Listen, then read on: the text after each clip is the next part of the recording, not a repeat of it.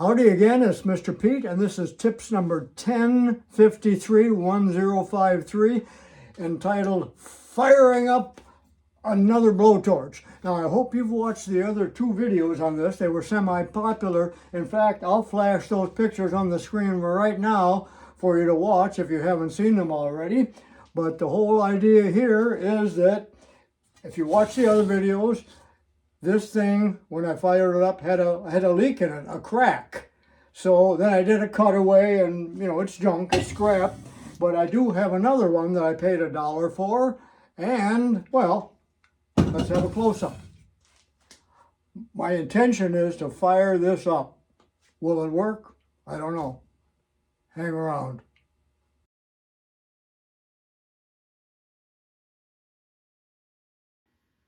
You know what shocked me more than anything? In the comments, some people suggested that I put 100 pounds of pressure in here, in the tire stem, and I blew it out. Well, no way. I probably put 3 or 4 or 5 pounds of pressure in there. I do not know what the regular working pressure is with the pump, but it's certainly not very high. But in preparation, since this pump does not work on this particular one, so what I'm doing is bypassing it. So I put a tire stem into here. I had to solder this in, soft solder it with a T, the tire stem, and a pressure gauge. So what I'm going to do now is pressure test it at about 5 pounds or so.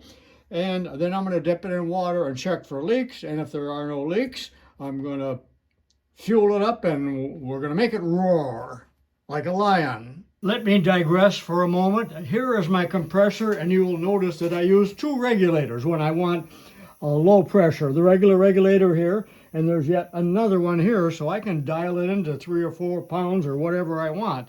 And that's what I do when I test things. I would never put 120 pounds into that brass canister.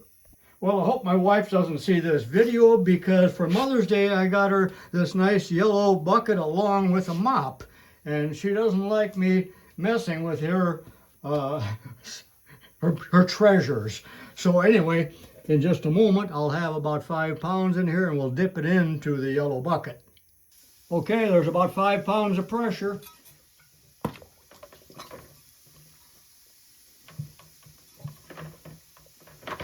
Holy mackerel.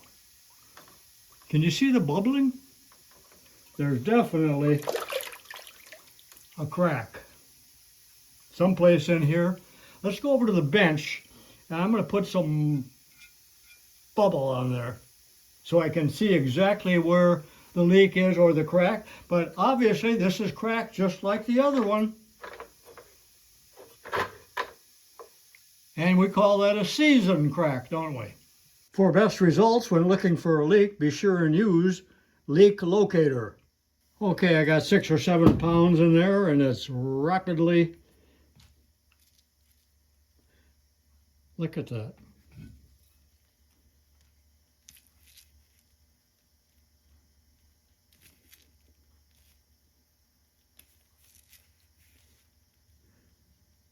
Okay, let me sand this off and see if I can see it with the bare eye without the bubble. I shined it up a little bit with emery cloth, so let me recharge it. I'm going to put 10 in there. Okay, there's 10 pounds.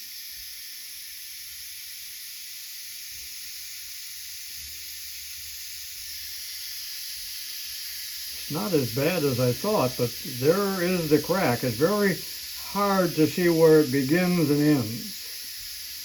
So off camera, I'm going to pursue this just a little bit farther and try to mark where the crack is with the marker. Okay, in this view, I think you can see it. And the crack runs from about the red mark here to there, so almost the full length. But there it is, just a tiny little split. Very hard to see. So what I would like to do is to attempt to braze this or silver solder it.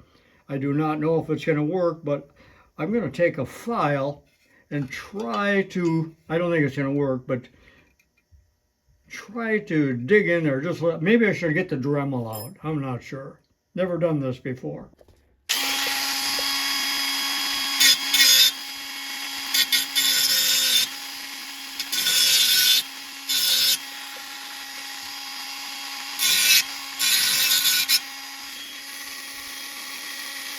Okay, I've ground into the crack, but it was really hard to tell if I was even on the crack. So that completes this video.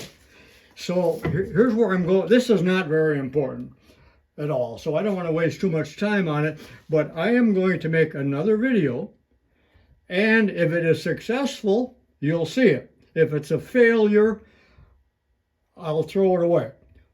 But this video will stay on, I believe. But the whole idea here is I'm going to, well, my dad always told me that a crack should be drilled at the termination on each end so it can't continue, but I can't even tell where the origin and the end is, so I'm not going to drill a hole. But, you know, it's very tough to solder or weld on brass or copper. It can be done by an expert. You know one? This is a solid piece of copper. It weighs 25 pounds. So if a fellow wanted to solder right here, or braze, or silver solder, you basically got to get the whole thing hot because it just sucks the heat away from where you're working. I'm not a scientist or a metallurgist where I can tell you the exact words, but it's just, you have to get the whole thing hot. That takes forever. It takes a huge torch to do that.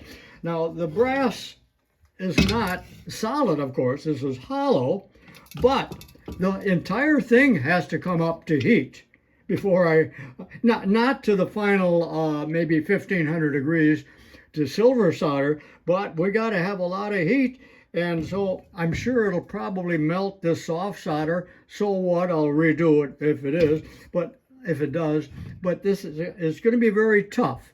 And I don't know if I'll show any of that or not, but I think I'm going to do it out in the garage, and I'm going to use a torch, but I'm not sure which torch yet. I might use my plumber's torch, and I will take the bottom plug out so that no gases build up in there. So, and I'd like to take this off, but I used Loctite, permanent Loctite, so I have a feeling I'm not going to be able to get it off. If I destroy it, so what?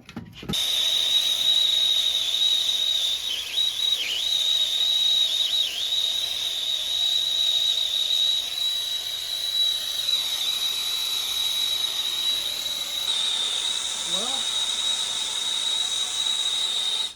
I can't begin to tell you how loud this turbo torch is, press the light, but that is the heat that I need. It worked. But I had to wear these. Even though I'm terribly deaf, it was painful. And I'm using the smallest of 4 tips. I preheated quite a bit, and it worked. Now I'm using silver solder, not brazing, and it's Stay-Sil 45. That melts at about 1400 degrees. Let's take a look at it. Okay, actually, I guess I just fibbed to you. There are 4 tips, and I'm using the second from the smallest. This is the smallest, and it's just right. So let me zoom in. Now, this is not the one I want to repair. The whole thing is hotter than a pistol.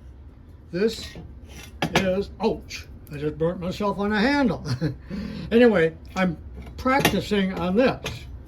Now, the other day, I took the liberty of trying to braze it with, you know, regular brazing rod right in here. Not successful, but I was not using the turbo torch. I was using that little Craftsman oxyacetylene, and it's such a tiny flame, I did not have the amount of heat that I needed. But if you take a look at this, and I can examine it without burning myself, this really turned out nice. However, I don't seem to be able to build it up. I would like to build it up like you do with a bead, so to speak. And I don't think that's going to happen. All right, enough on this because that's my practice piece. Okay, enough on that. This is the end of the video. I'm going to go out in the garage in a day or two and attempt to silver solder this. If I can stay on the line, as it's really hard to see once that silver solder starts flowing. And then I will leak test it again, and if that works, we'll fire it up. Now, if this is a total failure, as I said earlier, there will be no follow-up. This is the end of it. But I think it would be fun to see if this is repairable. And in the end, I'm going to throw this thing away anyway because, you know, remember, keep your ammo. Don't forget. Keep your ammo away from the horse barn. Don't store it in the stalls. Do you get what I mean? All right, I'll see you in the next video if that actually happens.